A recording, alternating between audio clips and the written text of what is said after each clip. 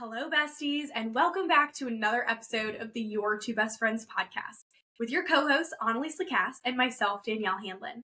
Today, we're joined by a special guest again that you guys are already familiar with, Jenny Marcum. She was on our first episode of season 2 talking all about how to be set free from sexual shame in our lives. We love Jenny on our podcast so much that we invited her back to talk about asceticism, and she's going to explain what that means in just a couple of minutes. But if you enjoy listening to Jenny and you're enjoying her take on these topics, she has her own podcast called Head to Heart, which we'll link in the description box below, that has a lot of great episodes and resources, so many seasons of things that we think you guys would really enjoy listening to. So Jenny, we're going to talk today about asceticism. I'd love if you could define that word for us, so maybe our viewers don't know exactly what that means. I only discovered it for myself this year, and so I would love if you could introduce that topic and we can jump into things. Yes, so asceticism is not only just a really hard word to say, but it's something that I've been set free from, and I did not know that word until like the last year.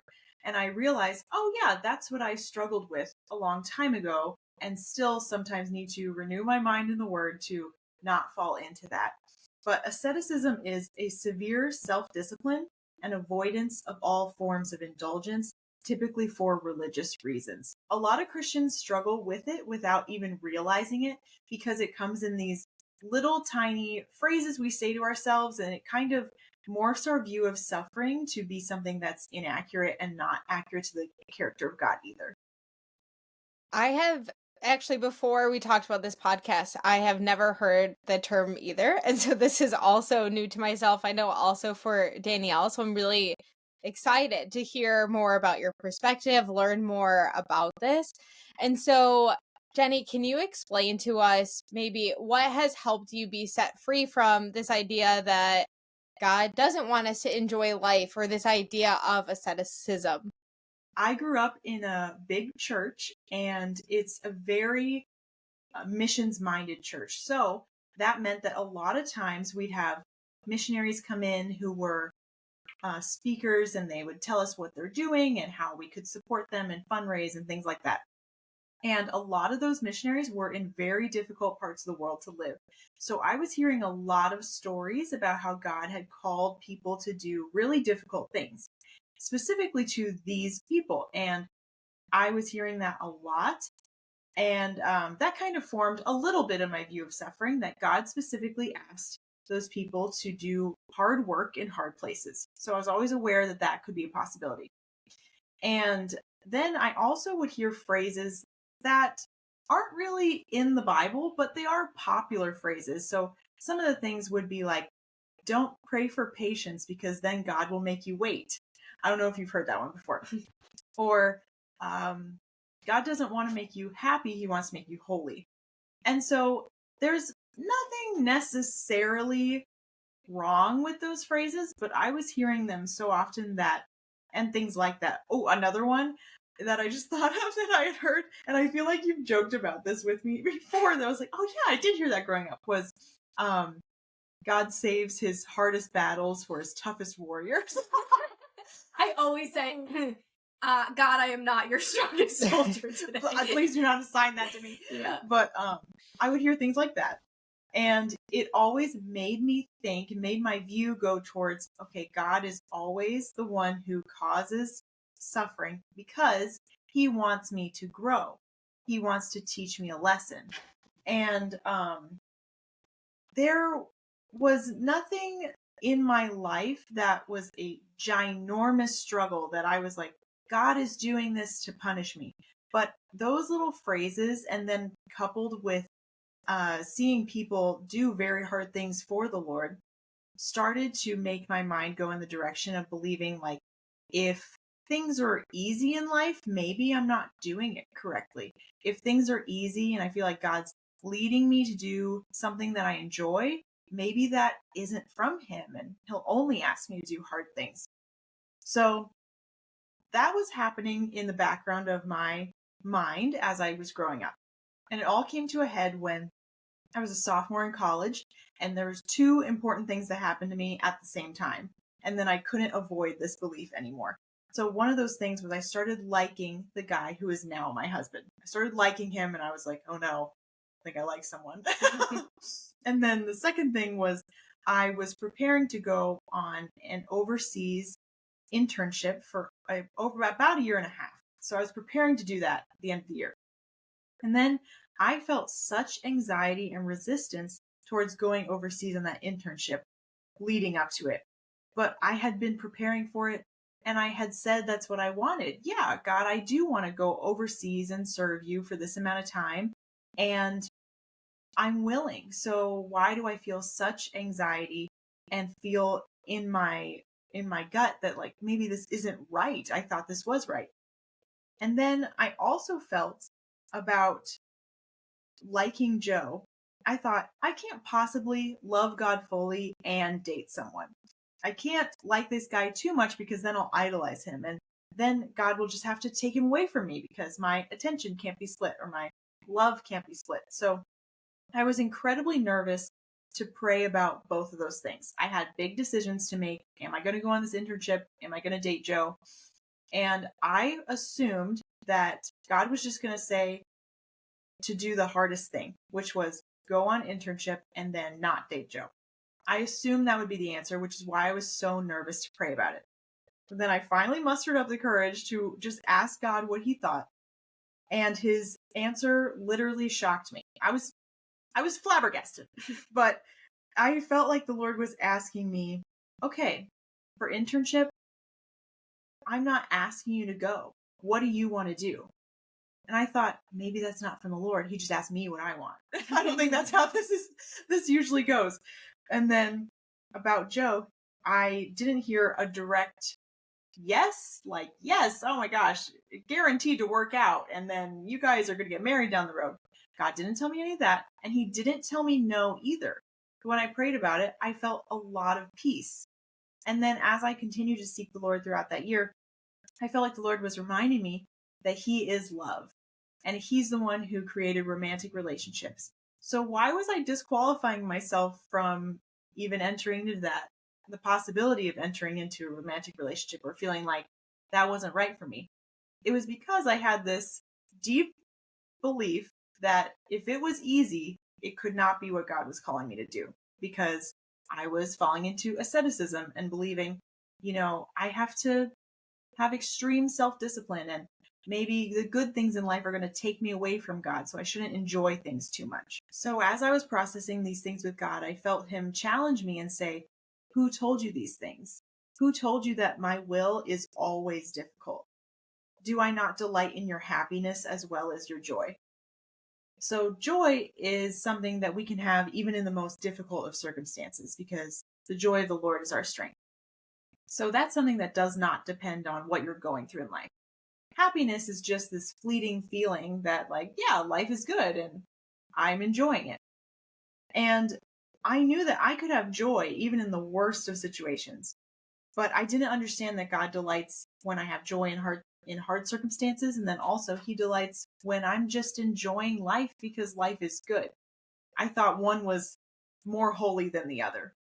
And as I started to look into what I deeply believed, I started to understand, okay, God's character isn't what I thought it was. It's actually way better than I thought it was.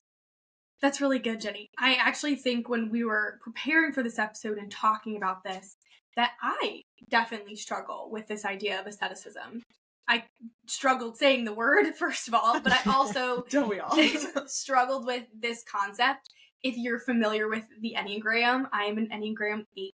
And one of their key characteristics is I will always choose the hardest way to do something just to prove to myself, or I guess prove to other people that I can do it. It's like, no, I can conquer this, or I can do it the hardest way possible or the most challenging way. And so when we were talking about the idea of this episode, I was like, what do you mean that's something you have to be set free from? That's how I Is that not just life? My life. And I started to realize so many anxieties I had in my life that I was afraid that God was going to take away. Like my husband. He is the best thing in my life. Connor is my best friend.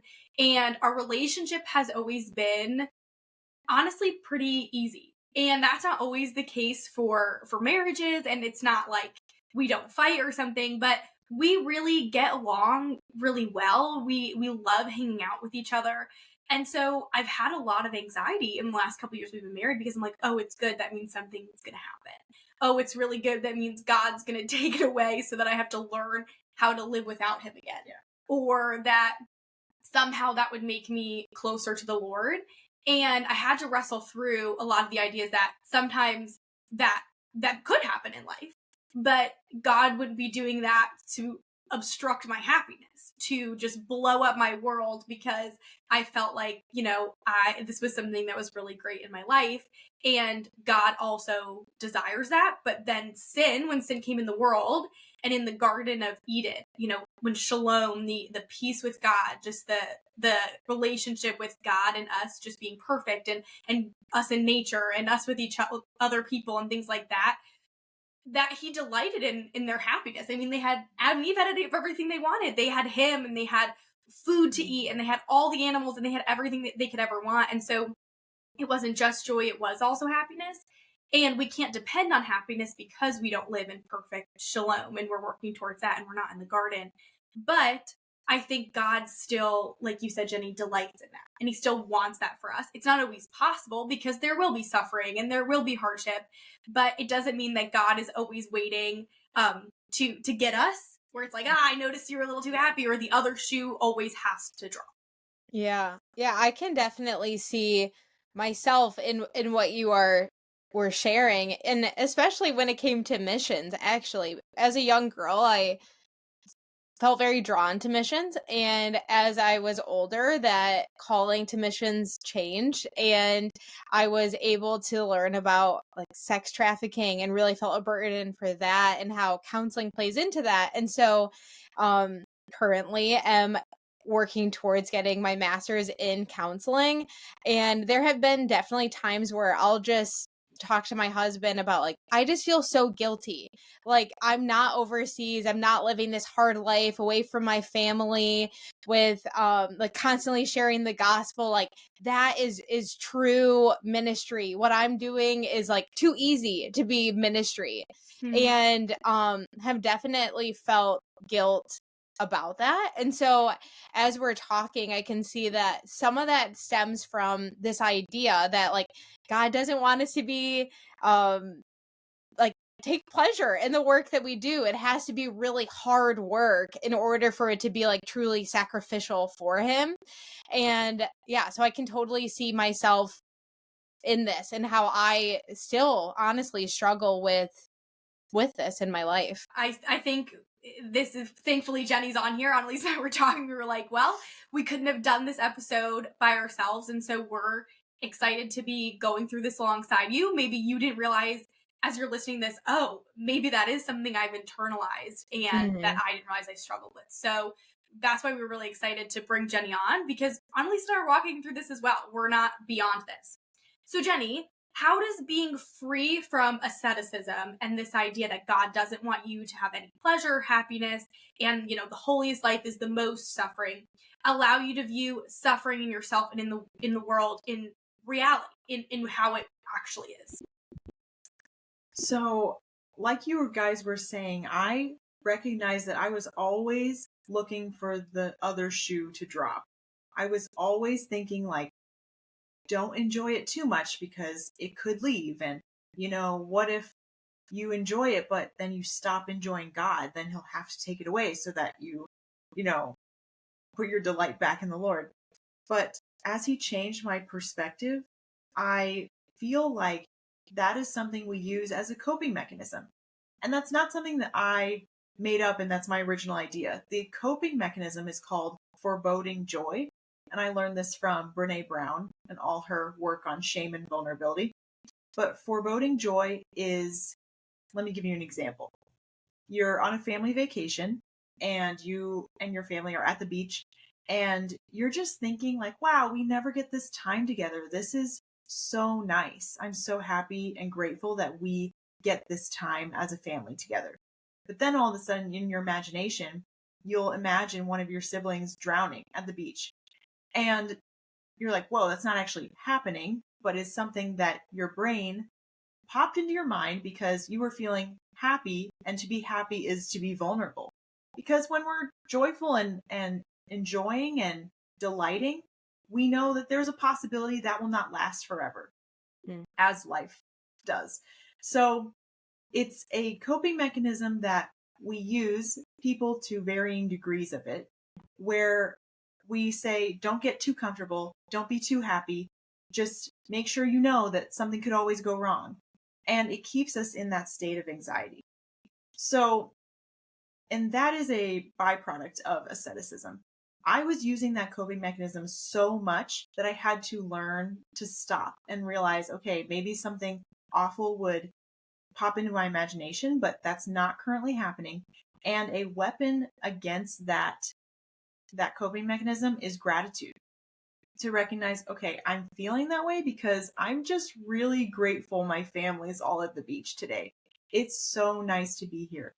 And then now I'm able to realize that when suffering does happen, as it does, I don't need to know the reason right away. And that coping mechanism of foreboding joy is, saying, don't get too comfortable. God could take it away. But I don't need to understand why suffering is happening right away anymore, because I'm not automatically putting it on God. So I would say, okay, this terrible thing happened. I don't get it.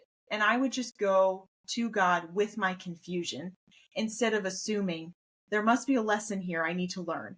And once I learn that, then I'll get past this suffering and I'll level up in my spiritual maturity. Now I know on this side of heaven, I may not know the reason why suffering happens. But I also do have the promise in Romans 8:28 that God will work it all together for my good. So I cling to that promise instead of trying to understand why things are happening. There are times that things will come full circle in your life and you'll be like, wow, that's why that had to happen, because then God worked through this and he changed it all around and I learned this, and whatever lesson you learn. Sometimes you will fully understand. Other times you won't. And I am able to now sit with the mystery and not try to blame it on anyone, especially God. So good. While you were talking, I was thinking about with some of the people that I counsel, we have had conversations about like when someone hurts us, it can be so easy of like shutting my emotions off. I'm going to be hard, right? Like no one's going to penetrate. And I feel like this is kind of our way of doing that with God. When we experience suffering, it's like, well, then I'm not expecting like really good things to happen. I'm going to stop expecting. I am not going to pursue like these things that I enjoy. And it's maybe like our version of like, I'm shutting off emotion. I'm getting hard so that I don't feel pain in the future, because it is vulnerable to be happy and to choose to continue to be positive, even after hard things happen. But that ultimately, again, with my clients, we talk about this, that is to me like the stronger person who can experience hardship with other people in suffering, fill in the blank, and they still continue to choose, I'm going to be joyful. I'm going to expect that good things are going to happen. That to me shows a lot more strength than just saying like, all right, I give up. Like this is life. We suffer and then we die. And so, Yeah.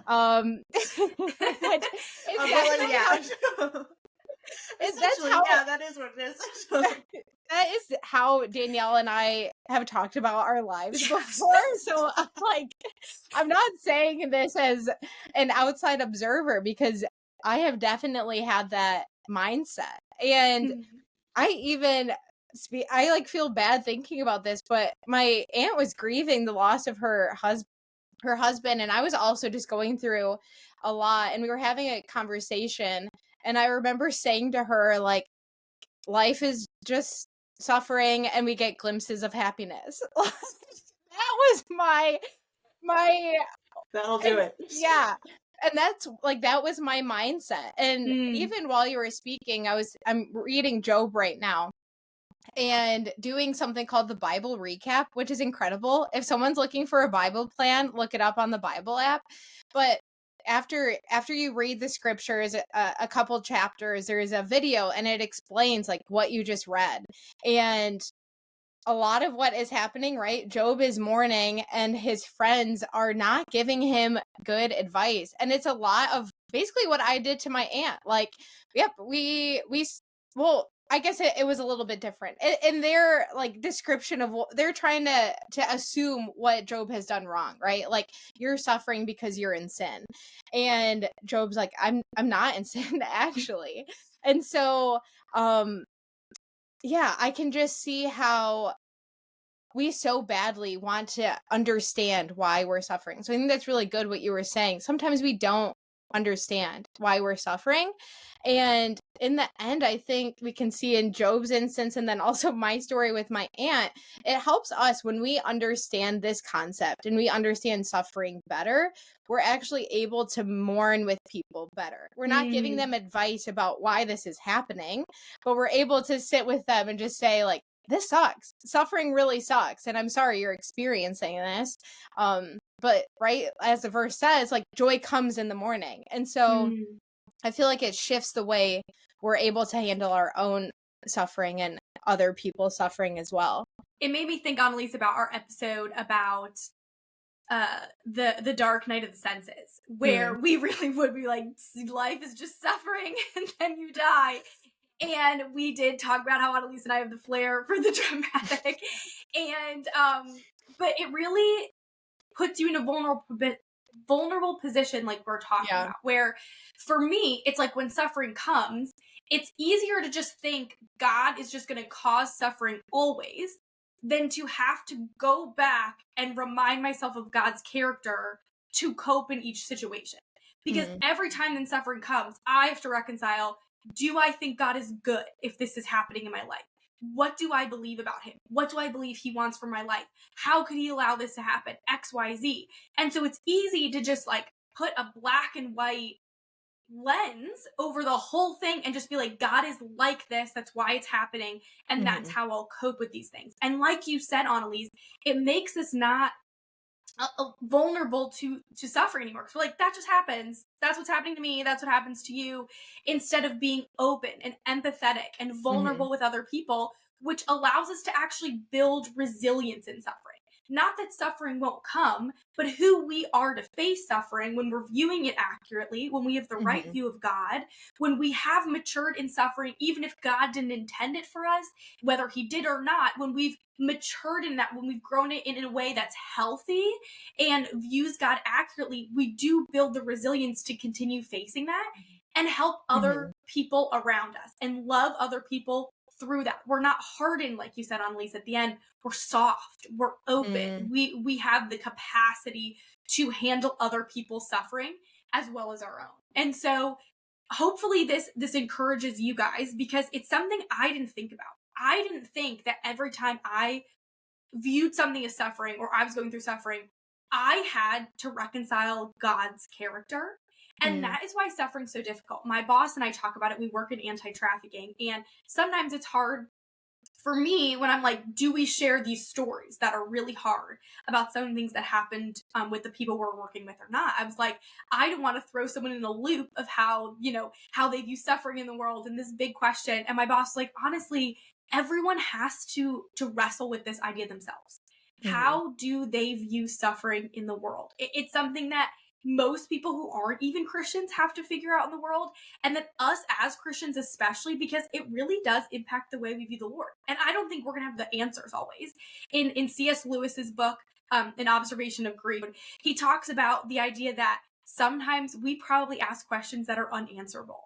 And he's saying, like, we think they make sense on this side of Earth, but he's like, it's probably the same as asking, is yellow a square?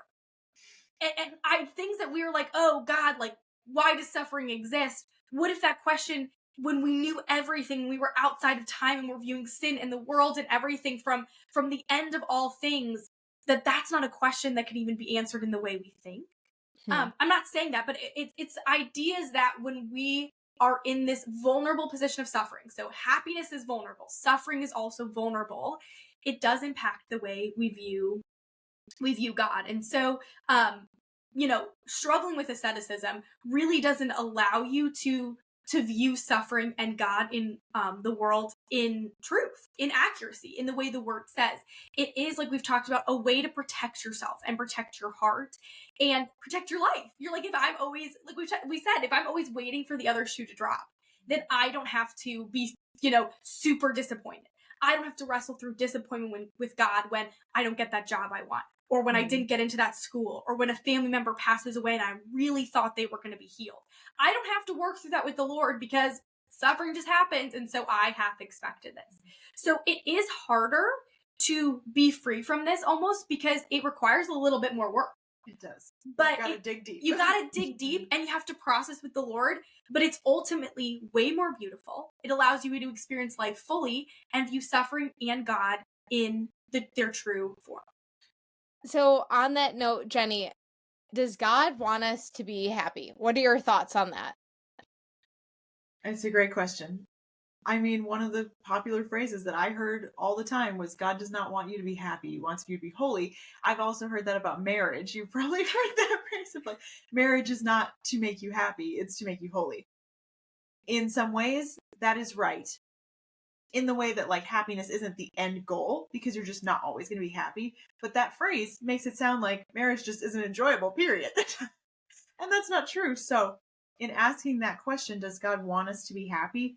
It's almost kind of missing the point because it isn't the end goal. Your happiness will never actually be the end goal because your happiness is so temporary and fleeting that it can change literally in an instant when you have one singular thought. So when people ask that question, they would ask, they would get nervous. I would say like, well, if I say yes, God does want me to be happy, then maybe I'm believing a prosperity gospel, and maybe all I'm in this for is for health, wealth, and prosperity. But I would say that those three topics that we're so afraid are going to go down the prosperity gospel train, health, wealth, and prosperity, are topics that God talks about really often in scripture, especially in Proverbs, that he offers so much wisdom about them. And he says, you want good health, then, follow the Lord's ways. And he doesn't say, this is the formula for living to 100, like the blue zones.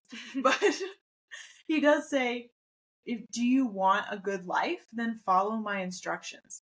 And there's a lot of wisdom in the scriptures about them. So we don't need to be afraid of like, if I say yes to, does God want me to be happy? Does that mean that it's a fake gospel? It's, yeah, God does want you to be happy, but your happiness isn't his end goal. He's just happy when you're happy. And when you're suffering, he's willing to meet you there too and be whatever you need in that moment, because ultimately he's committed to you, not just your growth, not just your happiness. That's really great. I think that he is happy when we're happy and he's sad when we're sad. And sometimes I only think of it as like the mourning with me and like suffering with me, and I like find a lot of comfort in that. But then I also don't ever think, he's happy when I'm happy, like when I'm experiencing joy, when we get good news, when a new child is brought into the world, or when we get married, or when we get a job that we really wanted, that it's like, oh, God is rejoicing with us. And I think it's a beautiful and very healing picture to imagine that. And it is fleeting because I think happiness is also very subjective. Like one thing would make someone happy and the same thing could make someone be like, whatever. I mean, whatever. Yeah, so it doesn't even matter. So it could never be the end goal. But I do think that God gave us the ability to be happy. And so I don't think that we have to be afraid of it, because God will be with us in those moments in the same way that he's going to be with us in the suffering moments. And so if I trust God and my faith is in that he will be with me, I don't have to be scared of this ominous suffering that could come in the future. I can enjoy the right now, trusting that whatever happens, God is going to be with me. He's going to be faithful, and that on this side of eternity, there will be suffering, and I struggle with this. But on the other side of eternity, there's not. And there will be a life that we get to live that is without suffering. And so we're not promised a life free from suffering, but we're also not promised a horrific suffering life. And so I think we have to hold both of those ideas in kind of this tension, in just bringing them to the Lord constantly and being like, God, I'm going to enjoy the life you gave me. And when something comes, I know you're going to be there and you're going to get me through, even that, if that is suffering, which I'm sure most of us have and will experience in our life. We're not saying like, throw that baby out with the bathwater. Things are going to be really great from here on out, now that you've accepted that God wants you to be happy. But I think it'll allow us to enjoy those moments and not, like you said, have this foreboding joy. Yeah, and that is one of the reasons why I love the story of Jesus raising Lazarus from the dead so much in John 11, because it's so beautiful and confusing. So Jesus hears that Lazarus is sick, and he purposely stays where he is for 2 days. We don't really know why, the full reason. Just says he stays where he was for 2 days. Then he goes and walks to go see Lazarus and his sisters. And by then, Lazarus has already died. And his sisters are mourning and grieving and saying, Jesus, if you were here, he wouldn't have died. And Jesus says, he died so that the purposes of God would be seen through him.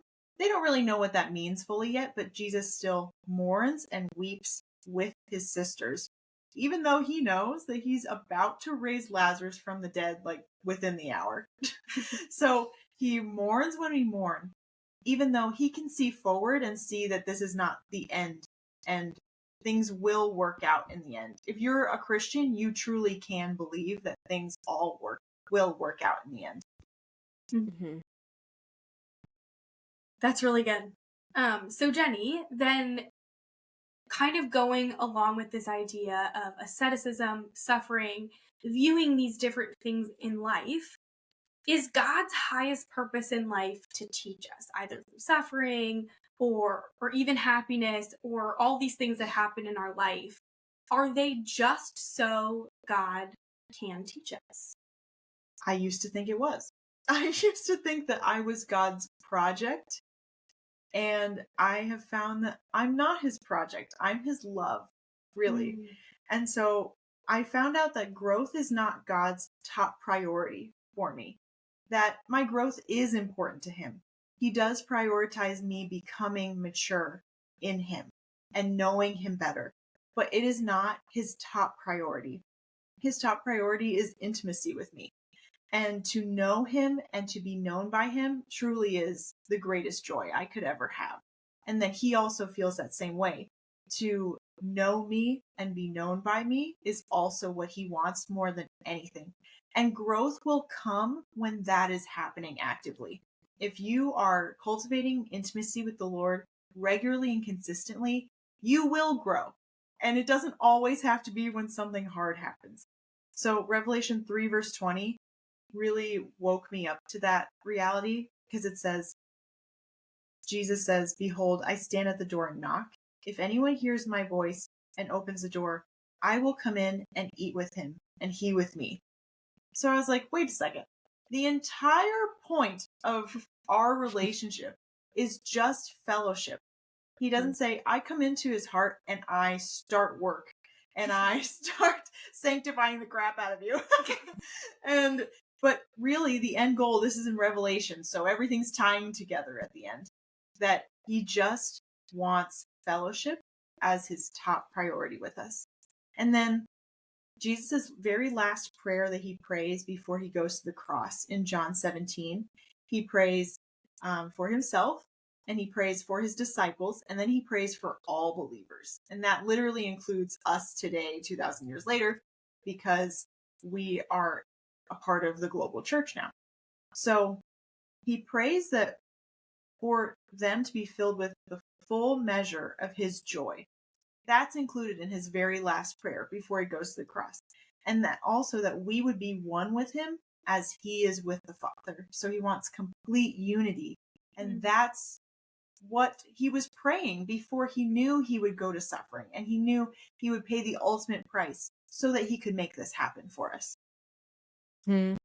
That's really powerful. And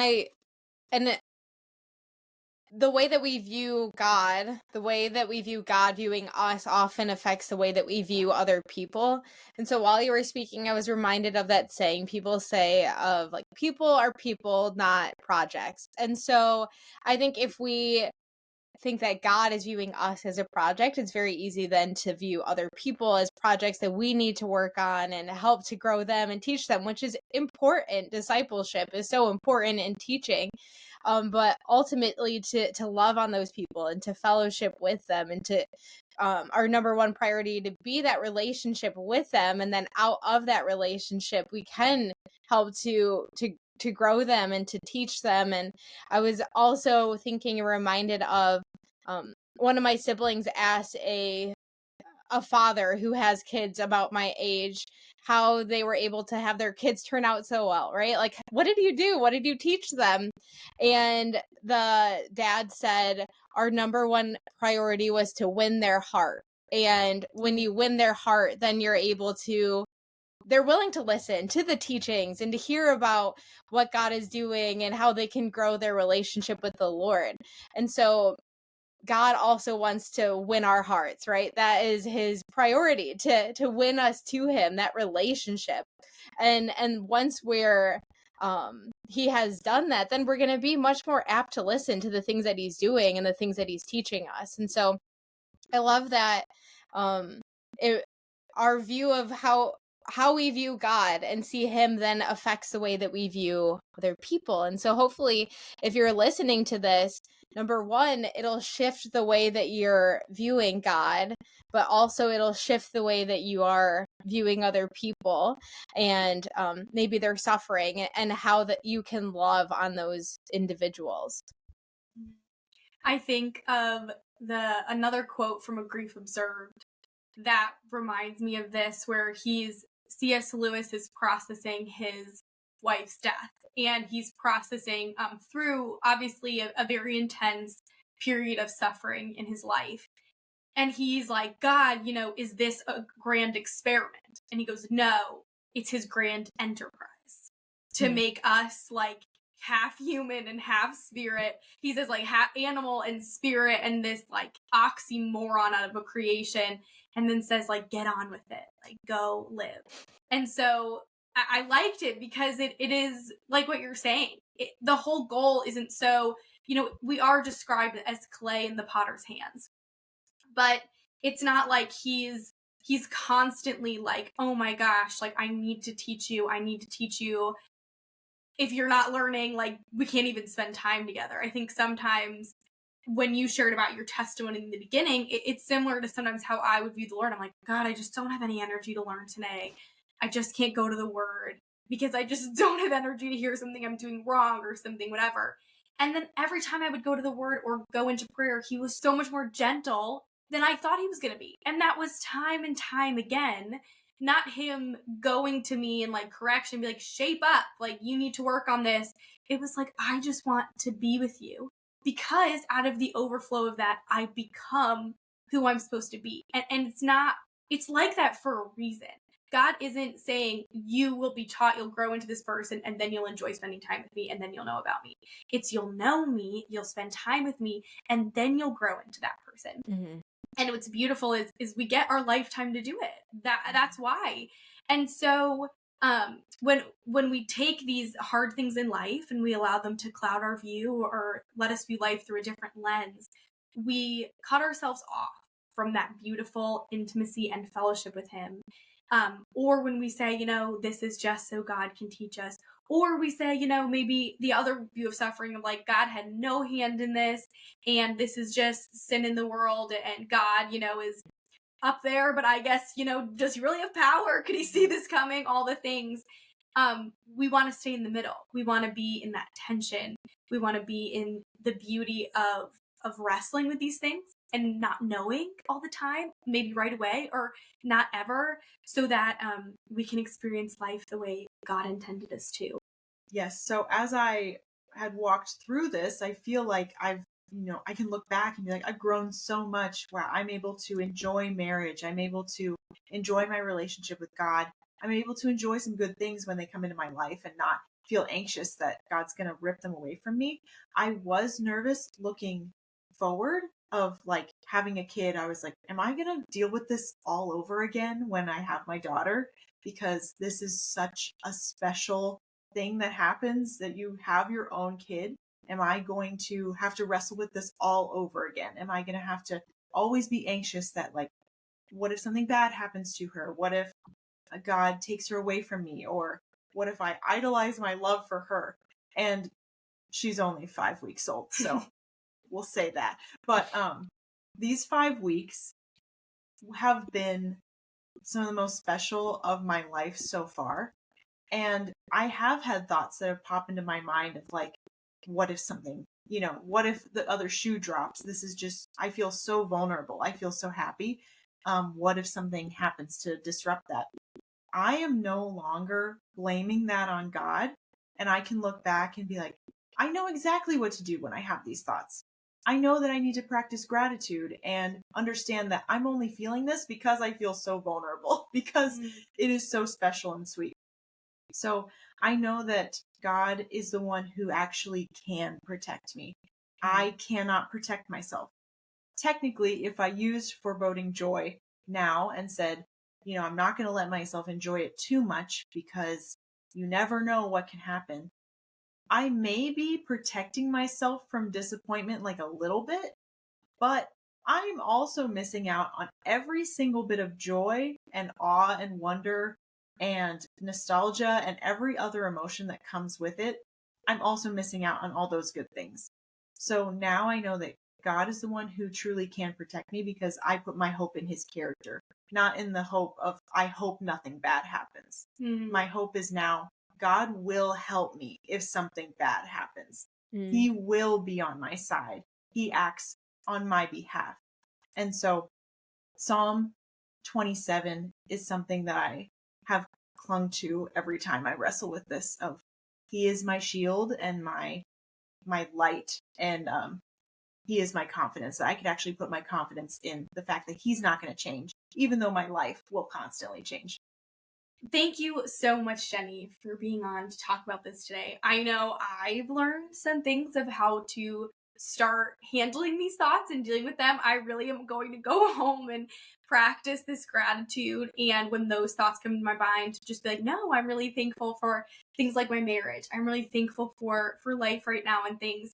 And work on trusting the Lord that he is who he says he is, and he will be there in times of hardship and suffering. Thank you for tuning in. We're so excited that we had you back, Jenny.